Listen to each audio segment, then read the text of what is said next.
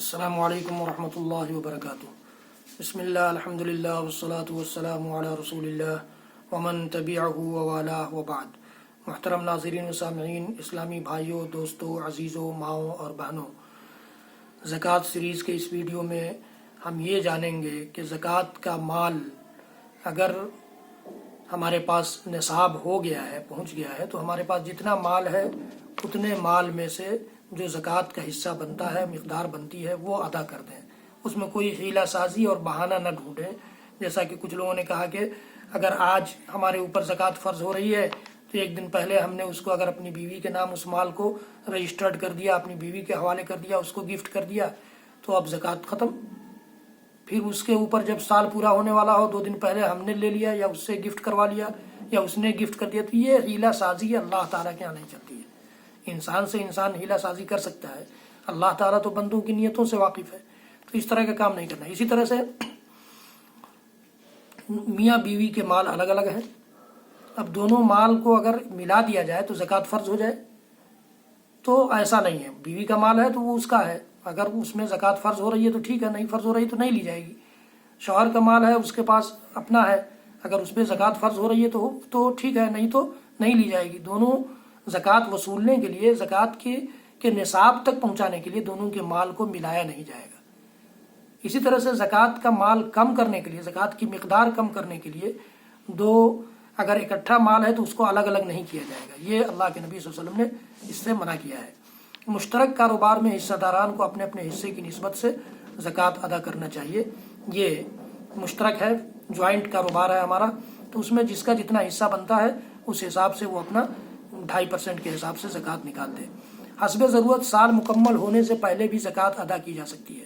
ہمارے پاس مال ہے، اس پر سال پورا ابھی نہیں ہوا ہے، لیکن ضرورت پڑ گئی، بیچ ہی میں کسی کی سخت ضرورت ہو گئی اور ہمیں دینا ہے، تو ہم اس نیت سے کہ بھائی سال پورا جب ہوگا اس وقت ہی کی مناسبت سے ہم اس کو آج زکوٰۃ یہ ادا کرتے رہے۔ علی اور عباس رضی اللہ تعالیٰ عنہ، حضرت علی کہتے ہیں کہ عباس رضی اللہ تعالیٰ عنہ نے اللہ کے رسول صلی اللہ علیہ وسلم سے اس کا مسئلہ پوچھا تھا تو آپ نے اس میں رخصت دی تھی، کوئی حرج نہیں ہے۔ جس جگہ زکوٰۃ وصول کی جائے وہیں تقسیم کر دی جائے تو زیادہ اچھا ہے۔ گوپال گنج ہے مثال کے طور پر، مظفر پور ہے مثال کے طور پر، یا دلی ہے مثال کے طور پر، ممبئی ہے مثال کے طور پر، تو یہ ظاہر ہے کہ میں وہی کہوں گا پھر کہ زکوٰۃ صدقات و خیرات کی تقسیم کے لیے سب سے اچھا ذریعہ اور جمع کرنے کے لیے سب سے اچھا ذریعہ بیت المال کا ذریعہ ہے۔ پوری اسلامی تاریخ پڑھ جائیے، آپ کو پتہ چلے گا کہ یہ بیت المال سے الگ ہو کر کے کسی قسم کا تصور اس کا نہیں ہے۔ لیکن پھر بھی اس دور میں جو حالات ہیں وہ ہم جانتے ہیں، لیکن اس دور میں بھی کیا ہے، پورے ملک سے ممبئی لوگ چلے جاتے ہیں زکوٰۃ وصولنے، پورے ملک سے دہلی چلے جاتے ہیں لوگ زکوٰۃ وصولنے، یا اور مختلف بڑے شہروں میں چلے جاتے ہیں زکوٰۃ وصولنے۔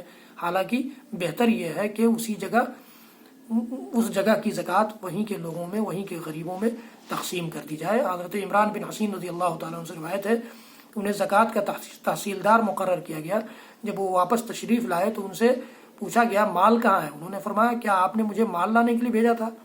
ہم وہیں سے مال لیتے ہیں جہاں سے عہد رسالت میں لیا کرتے تھے، اور وہیں بانٹ دیتے ہیں جہاں عہد رسالت میں بانٹ دیا کرتے تھے۔ سنن ابن ماجہ کی روایت ہے، صحیح روایت ہے۔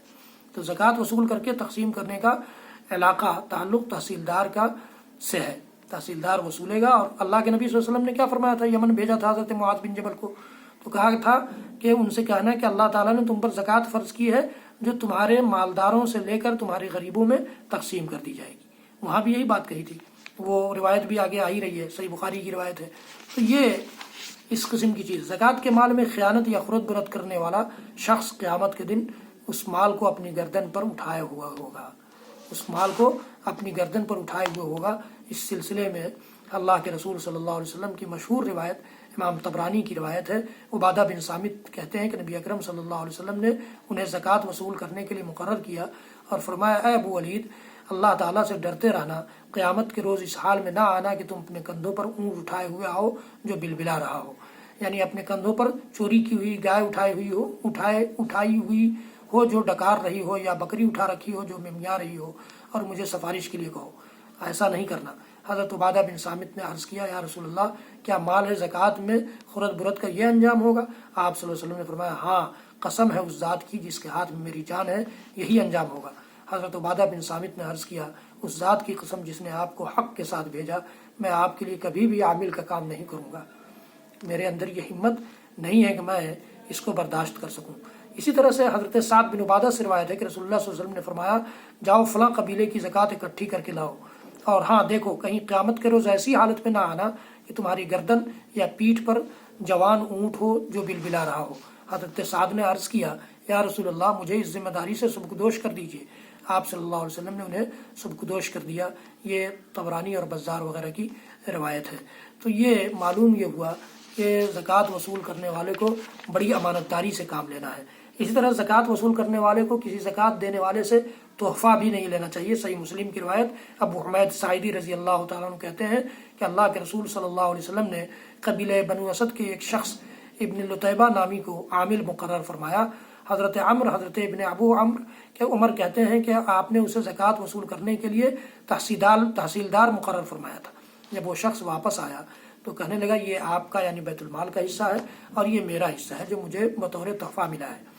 یہ سن کر رسول اللہ صلی اللہ علیہ وسلم ممبر پر تشریف لائے، اللہ تعالیٰ کی حمد و ثنا بیان کی اور پھر فرمایا اس تحصیلدار کا معاملہ کیسا ہے، اس تحصیلدار کا معاملہ کیسا ہے جسے میں نے زکوٰۃ وصول کرنے کے لیے بھیجا اور واپس آ کر کہتا ہے یہ تو آپ کا مال ہے اور یہ مجھے بطور تحفہ ملا ہے۔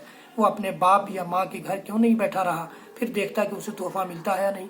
قسم ہے اس ذات کی جس کے ہاتھ میں محمد صلی اللہ علیہ وسلم کی جان ہے کہ تم میں سے جو شخص اس طرح سے کوئی مال لے گا یعنی تحفہ وغیرہ کے نام پر تو وہ قیامت کے دن اپنی گردن پر اٹھا کر لائے گا۔ اونٹ ہوگا تو وہ بلبلاتا ہوگا، گائے ہوگی تو وہ ڈکارتی ہوگی، بکری ہوگی تو ممیاتی ہوگی۔ پھر آپ صلی اللہ علیہ وسلم نے فرمایا کہ اپنے دونوں ہاتھ اوپر اٹھائے، پھر آپ صلی اللہ علیہ وسلم نے اپنے دونوں ہاتھ اوپر اٹھائے حتیٰ کہ ہمیں آپ صلی اللہ علیہ وسلم کی بغلوں کی سفیدی نظر آنے لگی، اور آپ نے فرمایا 2 مرتبہ فرمایا اے اللہ میں نے تیرا حکم پہنچا دیا، اے اللہ میں نے تیرا حکم پہنچا دیا۔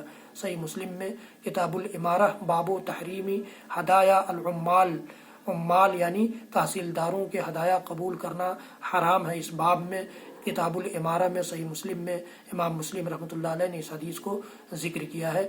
بڑی سنگین وعید ہے۔ رب العالمین ہمارے تحصیلداروں اور زکوٰۃ وصول کرنے والوں کو امانت داری اور خیانت سے بچنے کی توفیق عنایت فرمائے۔